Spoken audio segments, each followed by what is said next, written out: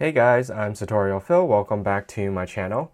I wanted to go window shopping, you could say, on the web today, and I'm looking at Bottega Veneta's debut runway collection from the new creative director, Daniel Lee. So this is fall/winter 2019. So I'm just gonna go through a few of the selected pieces that are for men's fall/winter 2019. This first piece is one of the key pieces from the runway. It really captures the theme of the runway, which has this biker feel, kind of industrial, and has these padded elements to several of the ready-to-wear as well as some of the leather goods as well. And this one also has a curved zipper, which you'll see in another jacket as well. It's kind of a different element for sure. And this one is padded, so it's leather and it's padded. It is pretty expensive at $7,500, but it is a leather jacket. So you can see the full look here along with the matching pants and the boots. This actually reminds me a lot of a Venomalt biker jacket that had the word police in, I think, German in the back, because it was padded, it was very structured, kind of rigid. I have a feeling this leather's probably a lot more supple though. So this is the first item, and these are the pants that are styled with it, and I believe it walked the runway with these pants as well. Leather pants are always going to be tricky because you really can't alter them, and the knees really need to fit where it should, so you pretty much, I feel like you have to be the same build and height as the model to really pull this look off. And these are $5,800.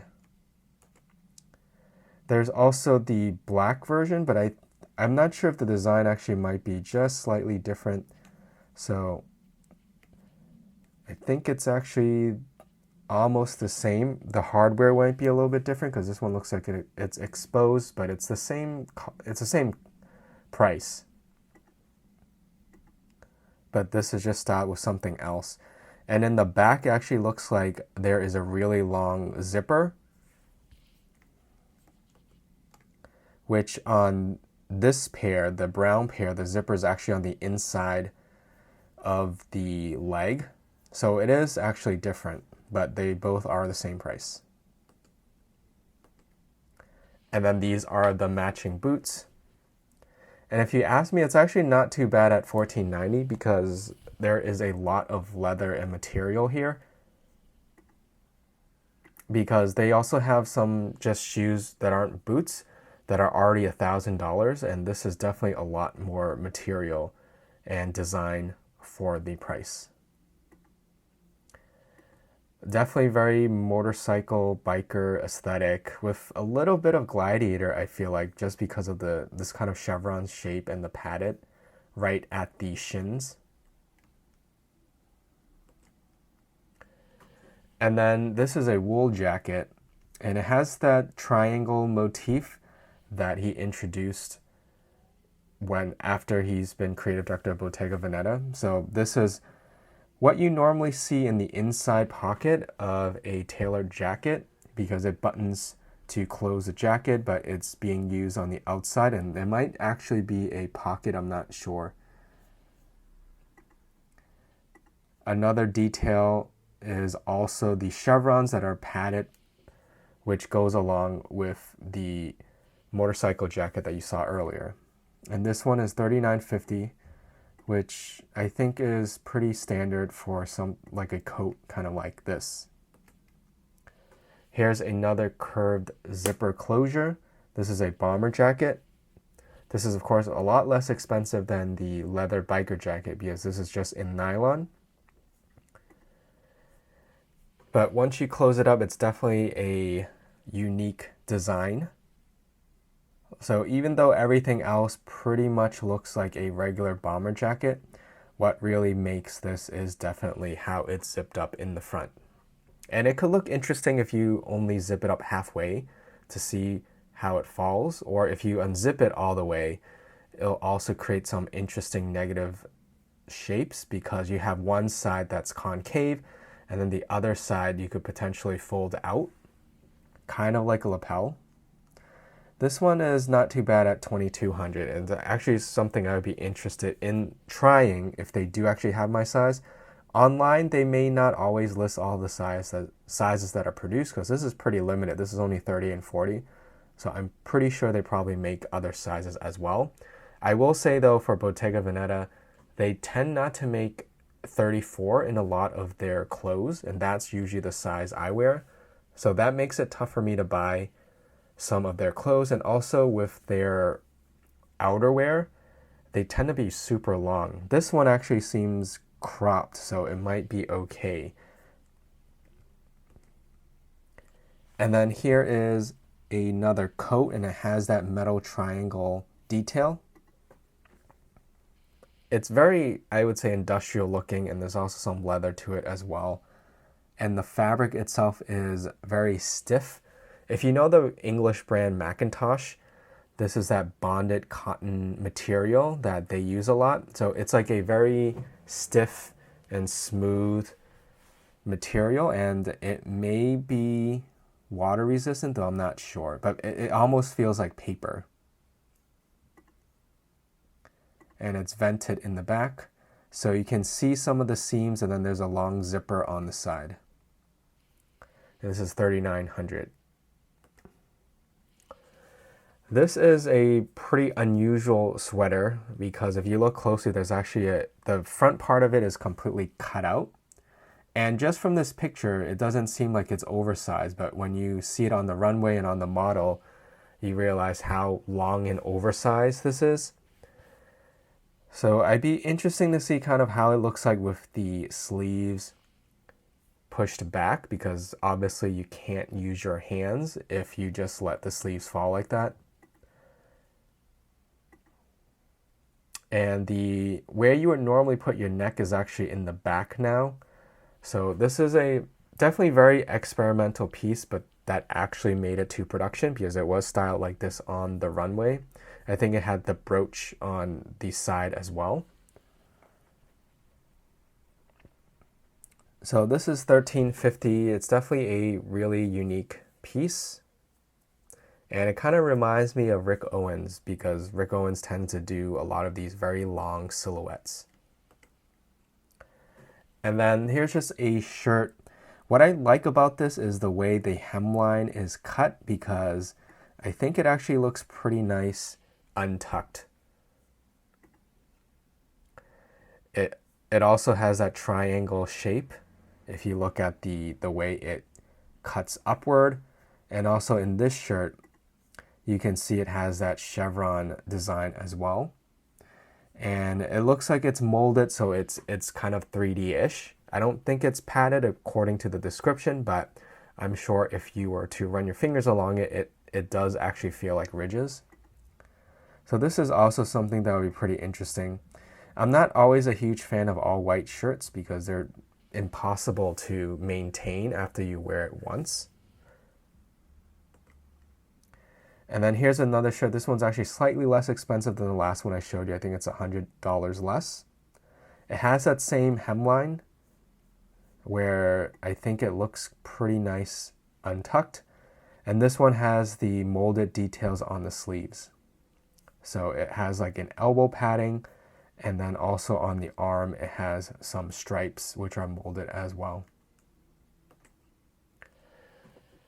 This is a turtleneck. There's nothing that special about this except the material, because it is see-through, which is honestly such a big trend right now. You've seen it really blow up, I think, for spring-summer 2019. This is for fall-winter 2019, but also for spring-summer 2020. I'm seeing a lot of these sheer pieces in many different brands as well. And because this is nylon, it has a almost iridescent effect depending on how the light hits on it, especially with this lighter color. But it also comes in like a brownish color, like a sienna. And just like the sheer items that I have, I wouldn't wear it alone. I would probably wear it beneath a blazer, or I might have a t-shirt or tank top underneath it. And this one is $1,300, which I feel like is a bit overpriced because of the material. And then this is a sweatshirt, and this one, it says it's molded, but I'm wondering if this one's a little bit more bouncy, like neoprene. And I'm kind of surprised it actually says Bottega Veneta on it, because usually the brand doesn't like to have the name on any of the clothing. So it's in the back. And this one just has the design that was taken from the leather biker jacket.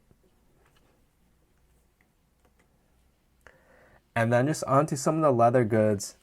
This goes along with a very industrial, kind of strict design. I would almost say it resembles brutalism from architecture. I do like this. It's simple and clean, but it's also very strong and striking. And the hardware looks pretty substantial.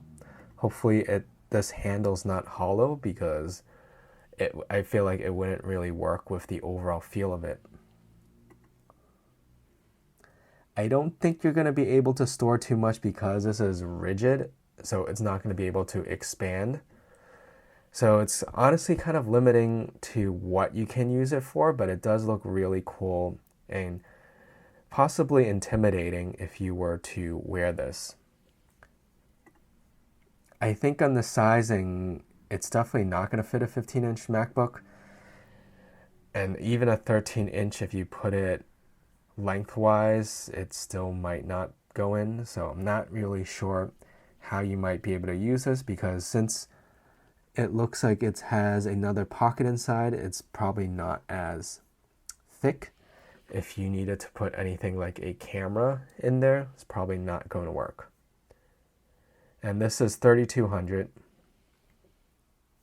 It'll also be interesting to see how the shoulder strap falls when you're not wearing it. I think right here in this picture they have it tucked in, but that's not very practical if you're storing things inside. Obviously it makes great for a picture, but if you're going to store things inside, you're probably not going to tuck the shoulder strap inside as well. This is a smaller version of it, but this one is padded. It has that similar motif from the leather jacket, but it's essentially the same design, just slightly smaller, and this one comes in the teal color as well as the black. I personally, if I were to get this, it would be the black. And this one is $27.90, but you can see it's quite a bit smaller. So I think that for scale-wise, I think the larger one looks better, and I prefer it clean without the padded details, but that's just my opinion. And then this is also a trend that I see with menswear, are these smaller bags being called like a messenger bag or crossbody bag. But I mean, honestly, the size and the scale of it is traditionally what you would see for women's leather goods, basically like a small purse. But you're seeing them more and more for men's, because a lot of the runways recently, it's a lot more unisex, and they've been showing both men's and women's in the same show, just like this one actually. The Bottega Veneta Fall Winter 2019 show was both men's and women's. So as you can see, it's really a clutch with a shoulder strap. I don't dig the shoulder strap being nylon though. It feels like it clashes with it. I think the triangle is cool, which is this motif is being carried on here, but I almost wish the shoulder strap could be thinner and maybe made out of leather. I think it would be really cool if somehow maybe it could maintain, or it could stay nylon, but have the woven detail through it, maybe at a different scale. I think that would be pretty cool. But as is with the metal hardware, this kind of thin lobster claw clasp, I don't think it works that great for it. And basically the size reminds me of their knot, I think it's called like the double knot or the knot clutch. It's a very staple piece for women's which is the shape is really similar. It's just that the closure here doesn't have the nut, but this one has a more simple metal tab. This one is $22.50, which I don't think is bad because you also have some metal work in this as well. And then here you have the triangle motif once again. It's at the handle. It looks like a cool piece, but it's just not very practical. You can see how flat it is. It is gusseted, so it can expand a bit, but I would imagine these sides are pretty rigid because of the weave. You're not going to be able to just dump a lot of things inside and expect it to conform to the shape of the contents.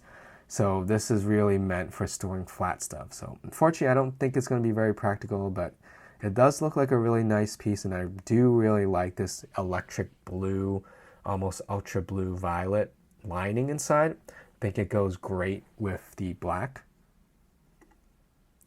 So it's almost like as an object, I think it looks really nice, very geometric, but as a functional piece, I think it's lacking. This one's actually also the same price as the messenger bag that I just showed you before, except this one doesn't have any metal hardware, but of course it is larger.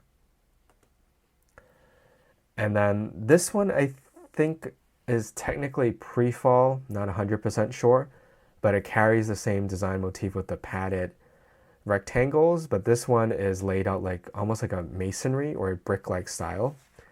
It's not really, I think, my speed. I don't think it would be something I would get.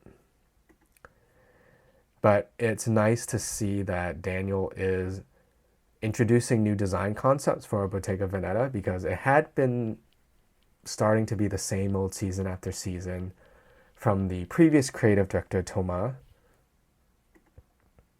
And then this one, the strap is on one side, which could be problematic depending on how you wear it. If it gets bottom heavy or top heavy, it might start tilting. This is the last item. It's just from a jewelry, and it's a design that was extracted from those large chains that you've seen used many times, and it's actually used a lot with Louis Vuitton jewelry lately for men's. This one's more soft and polished, so it's not as sharp as the one that Louis Vuitton uses. And this is actually in sterling silver, which is nice. So this is how it's styled on the runway, with this, the cutout long turtleneck, and then also the gray turtleneck, or the cutout navy sweater, and then also this cutout gray turtleneck beneath it. And then you have the brooch here. I kind of wish you can't see the pin though, and there could be a way you fasten it to the sweater or to the jacket that you can't see the pin, but in this picture you can actually see the pin behind it. So you can see it here as well. I feel like you could probably puncture the shirt so that the pin stays behind the garment. I think, if you've been following my channel, I do like brooches. I think this is a cool, simple one. It's not bad at $680, and it is sterling silver, so at least it is a precious metal. Because I think something like this, if Louis Vuitton was to sell it, it would be probably plated brass, and it wouldn't surprise me if it's pretty much the same price, but brass is not considered a precious metal. So that's my video. I'd be interesting to know what you think about Daniel Lee's premiere runway collection for Bottega Veneta. And also, I forgot to mention, the logo also changed slightly. I didn't really see any articles about it because the change is pretty subtle. It's not like Celine, which is where Daniel was from, where Eddie Slimon removed the accent. But the new logo is a bit more compressed or condensed, and also the strokes are a bit thicker if you compare it to the older ones. There's a little bit more character, I would say, and a little bit of a more vintage feel, which I do feel like goes with where this new brand is going under direction of Daniel Lee. So I didn't review every single item that was from the fall-winter collection for men's. So I just picked out a few things that I think caught my eye or I think was interesting to pull out. But there are some other pieces as well. If I happen to get my hands on any of them, or If I'm able to try any of them on at the store, I would definitely let you know. So thanks again for watching. Subscribe for more videos. Check out my Instagram for the latest updates and exclusive content. And I hope to see you in my next video.